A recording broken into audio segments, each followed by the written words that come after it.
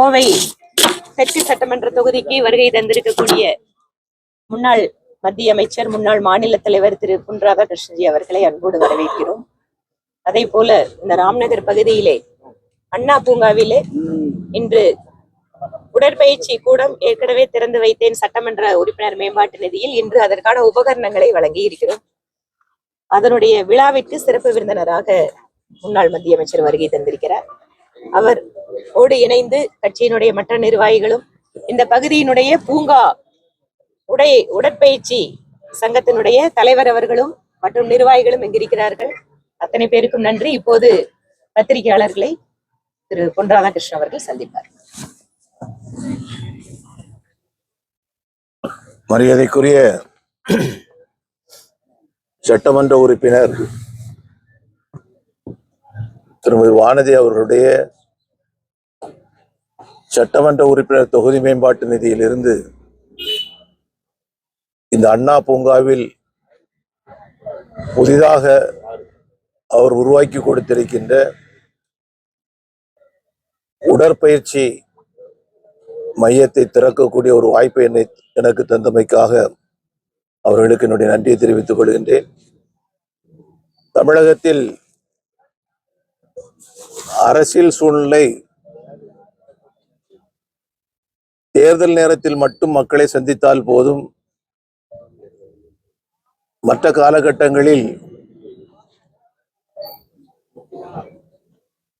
இறப்புகளுக்கு போவது, வெத்த வீட்டுக்கு போறது, செத்த வீட்டுக்கு போறது, இந்த மாதிரிலாம் இதான் அரசியல்னு நடத்திட்டு இருக்கிறாங்க. ஆனால் திருமதி வானதி அவர்கள் பொறுப்பெடுத்த நாளில் இருந்து இந்த சட்டமன்ற பகுதியை முதல்நிலை சட்டமன்ற பகுதியாக மாற்ற வேண்டும் என்கின்ற பெருமுயற்சியிலே இறங்கி பல்வேறு திட்டங்களை தன்னுடைய தொகுதி மேம்பாட்டு நிதியிலிருந்து மட்டுமல்லாமல் பல்வேறு அரசு துறைகளினுடைய CSR ஃபண்ட் போன்றவற்றை எல்லாம் கொண்டு வந்து இந்த தொகுதி மக்களுக்கு கொடுத்து கொண்டிருக்கின்றார். மட்டுமல்ல, தான் சார்ந்திருக்கக்கூடிய தொகுதிக்கு மட்டுமல்லாமல் இந்த கோவை மாநகரம் முழுமையும் நன்மை பெற வேண்டும் என்பதற்காக மத்திய அமைச்சர்களை அழைத்து வந்து அவர்கள் மூலமாகவும் திட்டங்களை கொண்டு வரக்கூடிய அளவுக்கு திறம்பட செயல்பட்டு கொண்டிருக்கின்றார்கள். அவர்களுக்கு நம்முடைய வாழ்த்துக்களை தெரிவித்துக் கொள்கின்றோம். இன்னைக்கு இந்த நிகழ்ச்சிக்கு நான் வந்தபோது இந்த பூங்காவை பார்க்கக்கூடிய ஒரு வாய்ப்பு கிடைச்சது. இந்த பூங்கா குழுமை நிறைந்ததாக, பசுமை நிறைந்ததாக இருக்க வேண்டும் என்று ஐயா போன்றவர்கள் எல்லாம் தினசரி 10 மரத்திற்கு நாங்கள் ஒவ்வொருத்தரும் 10 மரத்துக்கு தண்ணீர் விடுகின்றோம் என்று சொன்னார்கள். அந்த மரத்தை வச்சு உருவாக்குன நாள்ல இருந்து அவ்வளவு கண்ணும் கருத்துமாக பெரியவர்கள் எல்லாம் உருவாக்கி கொடுத்திருக்கக்கூடிய இந்த பார்க்ல இன்னைக்கு ஒரு பெரிய நிகழ்ச்சி நடக்குது. இந்த நிகழ்ச்சியில குறைந்தபட்சம், மிக குறைந்தபட்சம் அங்க இருக்கக்கூடிய மரத்திலிருந்து விழுந்திருக்கக்கூடிய சருகுகள், இலைகள், இவற்றையெல்லாம் அகற்றி கொடுக்க வேண்டும் என்று சொல்லக்கூடிய மனநிலை கூட இந்த மாநகராட்சிக்கு இல்லாதது ரொம்ப வருத்தத்திற்குரிய ஒரு விஷயம். இது ஒரு தனிப்பட்ட சட்டமன்ற உறுப்பினருக்கோ தனிப்பட்ட கட்சிக்கோ உகந்தது அல்ல. இந்த நிகழ்ச்சி இந்த பகுதியை சேர்ந்த அத்தனை மக்களுக்கும் பொதுவான ஒரு நிகழ்ச்சி. எனவே இது போன்ற தவறுகளை மாநகராட்சி எதிர்காலத்திலே செய்யக்கூடாது என்பது என்னுடைய கருத்து. அது இல்லை என்று சொன்னால் அதனால் பாதிக்கப்படக்கூடியது என்ன, உடல் ஆரோக்கியத்திற்காக வைக்கக்கூடிய ஒரு இடம். அங்க சுகாதாரம் மேம்படுத்தப்படவில்லை என்று சொன்னால் அதனால் பாதிக்கப்படக்கூடிய, இவங்க எக்ஸசைஸ் பண்ண போனாலும் கூட, உடற்பயிற்சி செய்ய போனாலும் கூட அங்க வந்து அவர்களுக்கு நோய் பரவக்கூடிய வாய்ப்புகள் உருவாகும். இந்த தவறை மாநகராட்சி செய்யக்கூடாது என்று நான் கேட்டுக்கொள்கிறேன். ஸ்கூல் எஜுகேஷன்ல டீச்சர்ஸ் எல்லாம் ஒரு கம்ப்ளைண்டா இருக்காங்க சார். ஏன்னா அப்பா எம்எஸ்சி ஆப்பிட்டு டேட்டா என்ட்ரி ஆப்ரேட்டராகவே ஸ்கூல் டீச்சர்ஸ் உருவாக்கிட்டாங்க. எங்களால் கிளாஸை நடத்தவே முடியறதில்லை அப்படின்னு சொல்றாங்க. உங்க பார்வை எப்படி பாக்குறீங்க? இல்ல, பொதுவான பயிற்சிகள் கொடுக்கப்படவில்லைன்னு சொன்னா எது ஒன்று கொடுத்தாலும், புதிதாக கொண்டு வந்தாலும் கூட அது ஒரு சுமையாகத்தான் இருக்க முடியும். நாம ஒரு விஷயத்தை கொண்டு வரோம் அப்படின்னு சொன்னா அதை மாணவர்களுக்கு சொல்லிக் கொடுக்க வேண்டும் என்று சொன்னால் குறைந்தபட்சம் 3 ஆண்டுகள் அந்த ஆசிரியர்கள் படித்தாக வேண்டும், குறைந்தபட்சம். ஏன்னா நவீன யுக்திகள் வந்துகிட்டு இருக்கும், நவீன பாடங்கள் வந்துகிட்டு இருக்கும், அதெல்லாம் அவர்கள் படித்து கொள்ள வேண்டும். அது இல்லாம நாம பாடத்தை கொண்டு வந்தாச்சு, நீங்க வந்து நடத்துங்க அப்படின்னு சொன்னாச்சுன்னா அவர்களால் நடத்த முடியாது. எக்ஸாம் டைம் வேற நெருங்கிட்டு இருக்குது. எங்களுக்கு இந்த டேட்டா என்ட்ரி ஆபரேட்டர் வேலை செய்யறதுக்கு சரியான டைம் இருக்கு. எங்களுக்கு குழந்தைகளுக்கான பாடத்தை சொல்லிக் கொடுக்க முடியல அப்படின்னு ஒரு குறையா தமிழக அரசு மீது அவங்க சொல்லியிருக்காங்க. கல்வித்துறை அமைச்சர் மாண்புமிகு தமிழக முதல்வர் அவர்கள் இதுல கவனம் கொடுக்கணும். இதெல்லாம் கொண்டு வந்துட்டோம்னு சொல்லவில்லை, எப்படி நடத்துகின்றீர்கள் என்பதெல்லாம் கவனத்தில் கொள்ள வேண்டிய விஷயங்கள். ஆகையினால ஆசிரியர்களாக இருந்தாலும் சரி, மாணவர்களாக யாராக இருந்தாலும் அவர்கள் பணிபுரியக்கூடிய அல்லது படிக்கக்கூடிய அல்லது படித்து கொடுக்கக்கூடிய விஷயங்களில் இலகுவான அணுகுமுறைகள் இருக்க வேண்டும் என்று நான் கேட்டுக்கொள்கிறேன். மும்மொழி கொள்கையில தற்பொழுது இருமொழி கொள்கையிலும் சொல்லிட்டு இருக்கிறாங்க. இதுல வந்து பொள்ளாச்சி பகுதியில வந்து ரயில்வே ஸ்டேஷன்ல இந்தியை எரிச்சிருக்கிறாங்க. இந்திய வந்து தெரிஞ்ச எழுத்துக்கள் அளிக்கப்பட்டிருக்கு. தமிழ்நாட்டுல ஒரு காலத்துல வந்து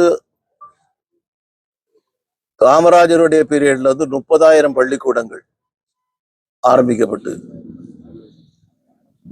6,000 பள்ளிக்கூடங்கள் ஒரே நேரத்தில் ஆரம்பிச்சு. இதெல்லாம் அன்னைக்கு அரசு பள்ளியில் படிக்கக்கூடிய அத்தனை மாணவர்களுக்கும் இலவச கல்வி கொடுக்கப்பட்டது. அன்னைக்கு மாச கட்டணம் வந்து 3 ரூபா. அது கட்ட முடியாம டிராப் அவுட் ஆகக்கூடாது அப்படிங்கிறதுக்காக இலவச கல்வி கொடுக்கப்பட்டது. இதெல்லாம் ஒரு காலத்துல நடந்த சம்பவங்கள். இன்னைக்கு தமிழக முதல்வர் அவர்களுக்கு என்னுடைய கோரிக்கை, தயவு செய்து இந்த நேரத்தில் நீங்கள் கட்டாயமாக ஒன்றை செய்தாக வேண்டும். என்ன அப்படின்னு சொன்னா, இங்க இருக்கக்கூடிய தனியார் பள்ளிகள், அந்த பள்ளிகளை யார் யார் நடத்துகின்றார்கள்? திராவிட முன்னேற்ற கழகத்தினுடைய அமைச்சர்கள், சட்டமன்ற பாராளுமன்ற உறுப்பினர்கள், கட்சியினுடைய பொறுப்பாளர்கள், திமுக மட்டும் கிடையாது, பல கட்சிகளை சேர்ந்தவர்கள், அது எந்த கட்சியாக இருந்தாலும் சரிதான், யார் யார் பள்ளிக்கூடங்கள் நடத்துகின்றார்கள், அந்த பள்ளிக்கூடங்களில் ஹிந்தி பயிற்றுவித்து கொடுக்கின்றார்களா இல்லையா, இந்த விவரங்களை அவர்கள் வெளியிட வேண்டும். அடுத்தாக்குல இன்னைக்கு இருக்கக்கூடிய மொத்த அரசு பள்ளிகள் எத்தனை, அந்த அரசு பள்ளிகளில் பயிலக்கூடிய மாணவர்களுடைய எண்ணிக்கை எவ்வளவு, தனியார் பள்ளிகள் எவ்வளவு, அதுல பயிலக்கூடிய மாணவர்களுடைய எண்ணிக்கை எவ்வளவு, இன்னைக்கு அரசு பள்ளி மூடப்பட்டதுனால எத்தனை மாணவர்களுக்கு இலவச கல்வி இல்லாமலாக்கப்பட்டிருக்கிறது. தனியார் பள்ளிகள் ஆரம்பிக்கப்பட்ட காரணத்தினால அன்னைக்கு வந்து 3 ரூபா, எத்தனை வருஷத்துக்கு முன்னாடி, 60 வருஷத்துக்கு முன்னாடி. இன்னைக்கு தனியார் பள்ளிக்கூடங்கள்ல படிக்கணும் அப்படின்னு சொன்னாச்சுன்னா ஒரு மாணவருக்கு மிக குறைந்தபட்சம் 30,000 ரூபாய், குறைந்தபட்சம் 30,000 ரூபாய் அவங்க கட்ட வேண்டிய நிலைமையில் இருக்கு. அப்ப தமிழக மாணவர்களை, தமிழக ஏழை குடும்பங்களை வஞ்சிக்கக்கூடிய வகையில ஏன் இவர்கள் இந்த தனியார் பள்ளிக்கூடங்களை கொண்டு வந்தார்கள்? இதே பயிற்சியை ஏன் இவர்களால் அரசு பள்ளிக்கூடங்களில் செய்ய முடியவில்லை? அதெல்லாம் பண்ணிக்கிட்டு நீங்க மும்மொழியோ 4 மொழியோ எது வேணாலும் நீங்க சொல்லுங்க, அது ரெண்டா பார்த்துக்கிடுவோம். என்னை பொறுத்த வரைக்கும் மிக தெளிவாக ஒன்றை சொல்லுகின்றேன், தமிழ் நம்முடைய உயிர். தமிழை அழிப்பதற்கு எந்த கொம்பன் வந்தாலும் கூட நாங்கள் ஏற்றுக்கொள்ள மாட்டோம். அதே நேரத்துல தமிழை வைத்து பிழைப்பு நடத்த வேண்டும், அரசியல் நடத்த வேண்டும் என்று சொல்லி யார் வந்தாலும் கூட நாங்கள் ஏற்றுக்கொள்ள மாட்டோம். 46 லட்சம் மாணவர்களுக்கு 2,150 கோடி கொடுத்தா தான் அவங்களுக்கு இதாகும் சொல்லி போட்டு மத்திய அரசு வந்திக்குது அப்படின்னு சொல்றாரு அன்பில் மகேஷ். கல்வி உதவித்தொகை வழங்க அதுல வந்து முதலமைச்சர் சொல்லிருக்கக்கூடிய ஒரு விஷயத்தை நீங்க கவனிக்கணும். என்னதான் இருக்கட்டும், எவ்வளவுதான் விஷயங்கள் இருக்கட்டும், 10,000 கோடி தந்தாலும் கூட நான் ஏற்றுக்கொள்ள மாட்டேன் அப்படின்னு சொல்றாரு. இது எந்த வகையில நியாயம்? நீங்கள் தரக்கூடிய இந்த பணம் இந்தந்த வகைகள்ல எங்களுக்கு பாதிக்குது அப்படின்னு சொல்றது வேற. 10,000 கோடி ரூபாய் தந்தாலும் கூட நாங்கள் ஏற்றுக்கொள்ள மாட்டோம் அப்படிங்கக்கூடிய அந்த பேச்சு வந்து சாதாரணமா என்ன சொல்லுவீங்க? சாதாரணமா அந்த பேச்சு என்ன சொல்லுவீங்க? ஆணவம், ஆணவத்தினுடைய உச்சம். இது முறையற்ற ஒன்று. பல விஷயங்கள் நீங்க சொல்லுங்க, ஆனா இது வந்து ஏற்றுக்கொள்ள முடியாத ஒன்று. ஆணவம் அப்படின்னு சொல்றீங்க சார். அது ஸ்டாலின் சார் சொல்ற விஷயம் என்னன்னா, என்ன நீங்க லெவலுக்கு போனாலும் அதுக்குள்ள எங்களால ஒரு நொடியில உங்களுக்கு வரி கூட நான் கட்ட முடியாத அளவுக்கு நாங்க பண்ணுவோம் அப்படின்னு சொல்றோம் அப்படின்னு சார். அப்படிங்கிறது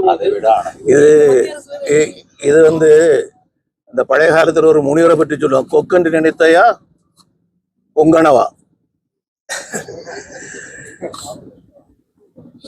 அமித்ஷா அவர்களுடைய வருகை அவர் கருப்பு கொடி காட்டுறதா வந்து சில அமைப்புகள் சொல்லியிருக்காங்க. பரவாயில்ல, அவங்கள பாதி கருப்பு தான். என்னைக்குமே அவங்க வந்து வெள்ளைய பார்த்தது கிடையாது, தூய்மையை பார்த்தது கிடையாது. என்னைக்குமே அவங்களுடைய மனமும் செயலும் கருப்பு தான். தமிழக அரசு ஊழியர்கள் வந்து இன்னைக்கு போராட்டத்துல இறங்க போறதா சொல்லியிருக்காங்க. ஆனா நீதிமன்றம் அதுக்கு தடை விதிச்சிருக்காங்க. நான் அன்னைக்கு பார்த்தேன், அதை முழுமையா நான் படிக்கல, எனக்கு வர வேண்டியிருந்ததுனால நான் முழுமையா படிக்கல. எந்த ஒரு விஷயத்தையும் தடை போட்டு நிறுத்த முடியாது. உணர்வுகள்னு ஒண்ணு இருக்குது, அந்த உணர்வுகளுக்கு நீங்க வந்து வழிகோலவில்லை என்று சொன்னால் அது வந்து ரொம்ப மோசமான விளைவுகளை ஏற்படுத்தும். அதான் என்னுடைய கருத்து. அனைவருக்கும் மகா சிவராத்திரி வாழ்த்துக்களை தெரிவிப்பதில் மகிழ்ச்சி அடைகின்றோம். நம்முடைய உள்துறை அமைச்சர் மரியாதைக்குரிய அமித்ஷாஜி அவர்கள் இன்னைக்கு கோவைக்கு வருகை தருகின்றார்கள். இன்னைக்கும் நாளைக்கும் கோவையில் இருக்கக்கூடிய பல்வேறு நிகழ்ச்சிகளில் கலந்து கொள்கின்றார்கள். மகா சிவராத்திரி விழாவிலும் அவர்கள் கலந்து கொள்கின்றார்கள். தமிழக மக்களுக்கு சிவராத்திரி வாழ்த்துக்களை தெரிவிப்பதில் நேரடியாக வந்து வாழ்த்து தெரிவிக்கக்கூடிய வகையில் அமித்ஷாஜி அவர்கள் வருவது நமக்கெல்லாம் பெரும் பேராக நான் கருதுகின்றேன். அவரை மனப்பூர்வமாக நாங்கள் வரவேற்கின்றோம். அலுவலக திறப்பு பிஜேபியினுடைய 3 அலுவலகங்கள், கோயம்புத்தூர் அலுவலகம் நாளைக்கு திறக்கப்படுது. அதே போல திருவண்ணாமலை அலுவலகம், ராமநாதபுரம் அலுவலகம், 3 அலுவலகங்கள் நாளை திறக்கப்படுது. நன்றிங்க.